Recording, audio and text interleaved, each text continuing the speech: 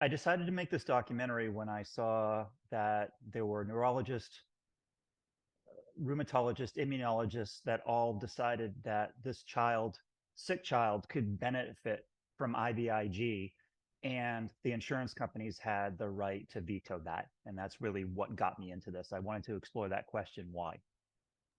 You had such incredible access with these families. What was it, do you think, that they were trying to express or get people to understand? Because this is such a misunderstood diagnosis. Well, these families have incredibly sick children, and these children are disintegrating right in front of their eyes. And they're so frustrated that they go to medical professional after medical professional and fail to get any answers. And so I found myself in a home with families that were so willing to talk because they were the ones trying to solve this disease on their own. And it was just plain wrong what was happening to them. So doctors were refusing to help their children, or at least medically help their children, and insurance companies were turning down coverage, and they're just frustrated, and they still are. They still are frustrated because that's a lot of what we were hearing as we started reporting this story. Where do you think the disconnect is? What is it that people are not getting here? I think the disconnect comes from there's a lot of physicians that are simply afraid of this disease. They're afraid of it. It's not easy to diagnose and it's not easy to treat. And so I do think that there's a certain population of physicians that shy away from things that they don't know. They want to be the expert. They want to be the person that solves this. And when they have to say, I don't know, I think it bothers them. I think that's number one. Two, this has been seen as a controversial diagnosis. And here's the controversy. There's a certain group of neurologists that argue that strep may not be the cause of this, and they may be very right. There's the controversy. There's no controversy these kids are sick. There's no controversy that these kids are not responding to any psychological medication or psychiatric medications available. And so traditional therapies is simply not working for these children, and that they have to turn to something else. There's no controversy there. It's just the major controversy started when Sue Sweeto, who's at the core of my movie, could not simply prove, and no one can, that strep was the original infectious trigger that put this child into this situation.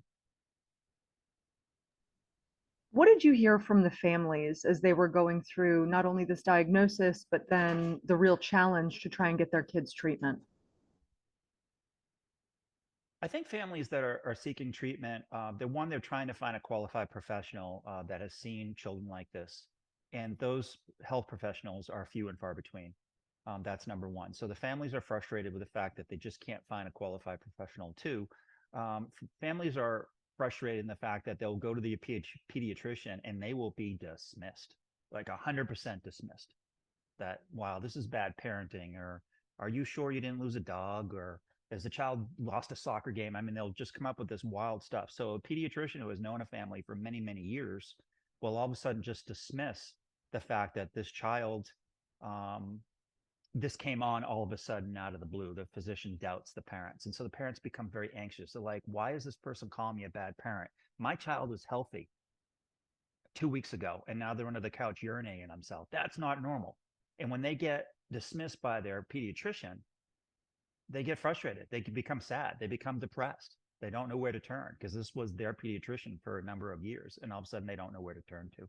What do you want the takeaway to be from people who watch this really powerful documentary? I think everyone has to be open minded, even the families. The families have to understand that their child may have some psychiatric issue, and that's not a word to be scared of.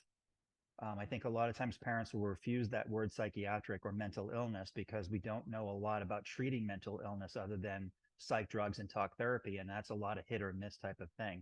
And so sometimes parents will just insist that a kid has PANS and PANDAS and maybe not. On the other side of that, we have to have physicians, psychiatrists that are willing to say, okay, it may be this. It may be something else, but it may be this. And I need to do a thorough workup, a thorough strep workup. Strep can hide in a lot of places in the body. I won't go into that. I'll let a physician talk to you about strep. But strep can be very, very present and no one can detect it. Um, and so I hope that physicians will have an open mind to this, to listen to parents. If you talk to the parents and listen to them, you can usually start to figure out what's going on in the house. I think one of the major takeaways I'd like to say is that PANS and PANDAS kids do not fit into the typical 15-minute slot that a pediatrician has in the office, right? You go in, you get your 15 minutes. This is complicated. And that pediatrician has to be dedicated enough to what they're doing to heal children, to take care of children, to listen to that mom. Maybe you've got to reschedule. Okay, reschedule. But give that mom an hour, and you can usually figure out, wow, this is a legitimate case. This mom is giving me a legitimate presentation of this child being very well. Star athlete, star student, and all of a sudden they are just off the shelf and something major happens. So the physician's got to give that mom a chance and listen. Where do you think the disconnect is with the insurance industry? I've been studying the insurance industry on this particular topic and since 2013. The insurance companies used to put up a rationale for why they would deny IVIG for PANS and PANDAS. If you go to insurance websites today and look up IVIG, there's usually a line item does not cover PANDAS and PANDAS. And you're like, why? This very small populace, why are you not covering these kids? That's really absurd.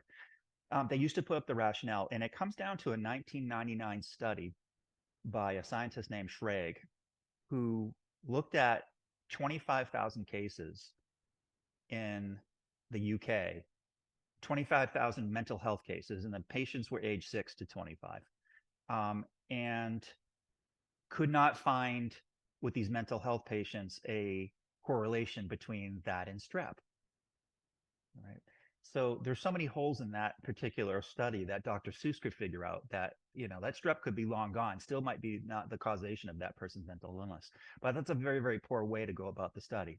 So other people picked up on that study and said there's no correlation between strep and this particular mental illness. Therefore, strep doesn't cause mental illness. That's the insurance company's ticket right there. There's enough in the literature, it's gray, but there's enough in the literature for them to say this is a controversial diagnosis. What do you want parents or families who are dealing with this? How do you want them to feel at the end of the film? I think parents that have a child with PANS or PANDAS, they're living this, they don't need to watch the film. I think for parents that aren't sure, I think the film is very influential and informational, and I think they'll walk away with knowing they're not alone. I think for the most part, parents have used this film to educate doctors, school nurses, teachers, and then their own family. A lot of times, these parents of these sick children, their own family will, dismiss them and call them bad parents and say, "Wow, there's something really wrong with your child, and it's your fault." This film has really helped heal a lot of those family situations.